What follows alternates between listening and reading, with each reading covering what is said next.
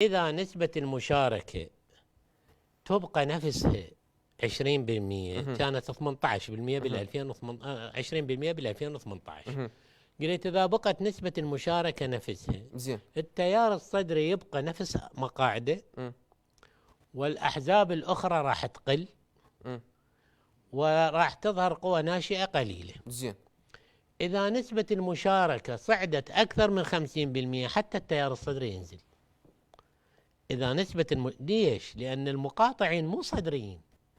ال 75 تقدر تقول لي اكو صدري مقاطع انتخابات؟ ما مقاطعين، ما مقاطعين. ما مقاطعين. زين، انا المقاطعين اذا اجوا راح ينصرون من؟ ينصرون الاطار التيار، لو ينصرون المستقلين والقوى الناشئه.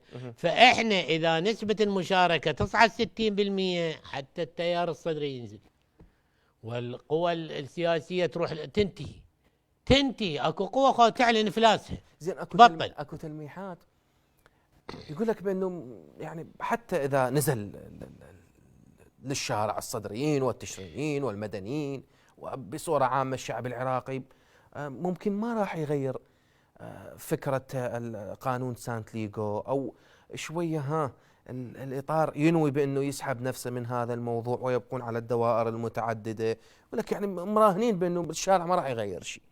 لا، الشارع العراقي هم عندهم تجارب ويا الشارع العراقي. الشارع العراقي بس أنا قلت لك، لأن هم تجربتهم إلى أن تكون الحديدة حامية والمظاهرات تتحول لعصام مدني لا سامح الله وانفلات. فهاي العملية مو بصالحنا. إذا مر بعد هاي الأمور شنو فائدة؟ يعني لا، ما يمر. إذا يعني أنت متأكد بأنه ما يمر؟ لا، ما يمر. أنا أقول لك ما يمر، لأنه الشارع العراقي ما يريده، والمرجعية داعمة للشارع العراقي، والتيار الصدري ما يريده، والقوى الناشئة ما يردونه. وإحنا عندنا ثقة بأن القوى السنية والقوى الكردية ما تساند. هسه الإطار ما يعرف هاي المعلومات، هاي قابل معلومات يعني هو خليه يجرب الإطار ويبقى يستمر على التهديد. لا، هو خليه يجرب ويشوف. يشوف أنه الرفض الشارع العراقي رفض الشارع العراقي. القوى الناشئة اللي ما موجودة الآن، قوى التغيير، القوى الناشئة المتعددة اللي ما اشتركت بالانتخابات الآن، كلها مهيئة أن تشارك بالانتخابات، وكلها رافضة، وكلها احتجت واتصلوا بينا. وأنا بعد ما أعلنت المؤتمر الصحفي جتني اتصالات من جميع محافظات العراق بأن إحنا داعمين إلى مطلب رفض سانتليغو.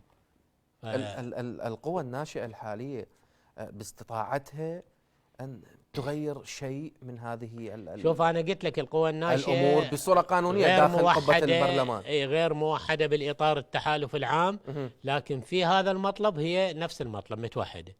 كل القوى الناشئة وكثير من المستقلين مؤيدين رفض سانتليغو. فلذلك لو كان الإطار يعني مدرك للعملية بشكل جيد وجالس للتفاوض ومحترم القوى الناشئة، هم جاي يتعاملون ويانا بالتهميش. يعني نجمع 76 توقيع 80 توقيع نقدمه، ما يتنفذ. حتى القوى الناشئة حتى مناصب ما عندكم؟ لا، احنا ما اشتركنا بالحكومة ولا حضرنا بجلسة التصويت ولا لكم شيء بالحكومة؟ لا، بس اشتركنا